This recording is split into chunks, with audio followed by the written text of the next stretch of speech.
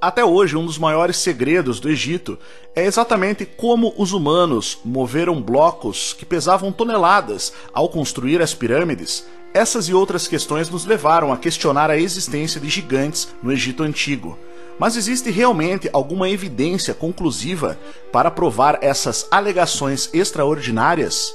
E o que dizer então da teoria da correlação de Órion, que afirma que há uma relação entre a posição das pirâmides do Egito com as estrelas do cinturão de Órion, as principais da constelação, e ainda misteriosos cortes no granito e hieróglifos, que parecem falar de uma antiga civilização com tecnologia avançada. Tudo isso você vai ver no vídeo de hoje, aqui no Além da Nuvem. Egito, Órion e os construtores das pirâmides, aqui no Além da Nuvem. O Akbar al-Zaman, também conhecido como o Livro das Maravilhas, escrito em cerca de 900 a 1100 d.C., é uma compilação árabe do folclore medieval sobre o Egito e o mundo de antes do Grande Dilúvio. O livro alega que o povo de Ad era gigante. Então, o gigante Shaddad, segundo o livro, teria construído os monumentos de Dashur com as pedras que foram esculpidas no tempo do seu pai. Antes disso, o gigante Harjit havia começado sua construção. Mais tarde, Koftarim, outro gigante, colocou segredos nas pirâmides de Dashur e de outras pirâmides, para imitar o que havia sido feito antigamente. E ele fundou também a cidade de Dendera. Dashur consiste na pirâmide vermelha e na pirâmide curvada, construída durante o reinado do faraó Sneferu, que segundo os egiptólogos viveu entre 2613 e 2589 a.C. Dendera é repleta de pilares altamente decorados dedicados à deusa Hathor. Aqui na paleta de Namer, acredita-se que esta mulher no topo, que tem chifres, face de mulher e orelha de vaca, possa ser uma representação da deusa egípcia Hathor, que era mãe ou consorte de Horus e de Ra, o deus do sol egípcio.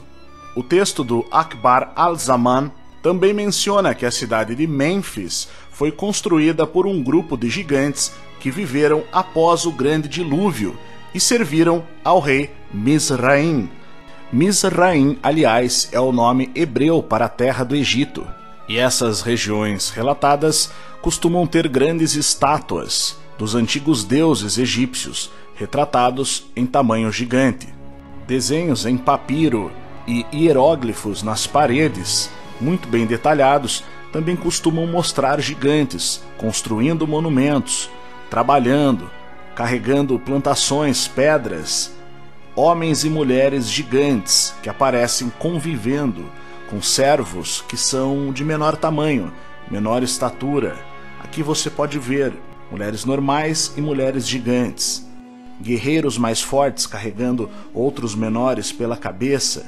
A paleta Namer, que mostra o rei gigante derrotando seus inimigos em 3100 a.C. E ao lado algumas criaturas mitológicas com pescoços longos também. E há quem pense que fazer pirâmides é um processo fácil, apenas empilhar pedras umas sobre as outras. Nada, no entanto, poderia estar mais distante da verdade. Sabe-se que no ano 832 d.C., toda a pirâmide ainda estava coberta com enormes pedras de revestimento, como essas que estamos vendo aqui. Quando Al-Mamun viajou para o Egito e foi o primeiro escavador da Grande Pirâmide, numa época em que estava completamente envolta em blocos de calcário branco, a magnificência desses monumentos era ainda mais impressionante. E ainda hoje nós podemos ter ideia da complexidade e da alta tecnologia empregada na arquitetura destes grandiosos monumentos e dos templos que cercam as pirâmides. Observe a precisão e detalhe dos cortes e perfurações em granito que aqueles antigos povos eram capazes de fazer. É por isso que muitos especialistas aventuram-se a publicar livros defendendo que os antigos construtores das pirâmides detinham tecnologias desconhecidas para a nossa história oficial, possivelmente até mesmo máquinas e tecnologias muito avançadas que se perderam após algum grande cataclisma, como um dilúvio, e depois tudo isso foi apagado pelo tempo e soterrado pelas areias do deserto. O que vemos hoje são apenas ruínas impressionantes, mas ainda ruínas de um passado que pode ser ainda mais incrível do que aquilo que hoje podemos observar. Profissionais de engenharia e arquitetura maravilham-se com a incrível capacidade dos antigos egípcios, que entre tantos incríveis feitos, produziam monumentos e um nível de acabamento que hoje só é possível com as melhores máquinas da indústria da construção civil. Mas será que existem evidências de que de fato teriam sido gigantes os verdadeiros construtores das pirâmides? Já foram encontrados alguns sarcófagos de tamanho, no mínimo, duvidoso, para se abrigar pessoas de tamanho convencional, conforme você pode ver nessas imagens. O autor Fred Silva, que tem diversos livros sobre Egito Antigo publicados, descobriu uma descrição tentadora desses gigantes nos textos do Templo de Edfu. Diz o seguinte: o conselho aos iniciados no Templo de Edfu oferece um vislumbre de como os deuses construtores podem ter se parecido, uma vez que os iniciados foram instruídos a levantar-se com os Ahau, que significa deuses que se levantam, que mediam 9 côvados de altura, ou seja, aproximadamente 15 pés ou 4,6 metros de altura. E como se não bastasse, os antigos construtores das pirâmides parecem tê-las alinhado com o cinturão de Órion, as 3 principais estrelas desta importantíssima constelação.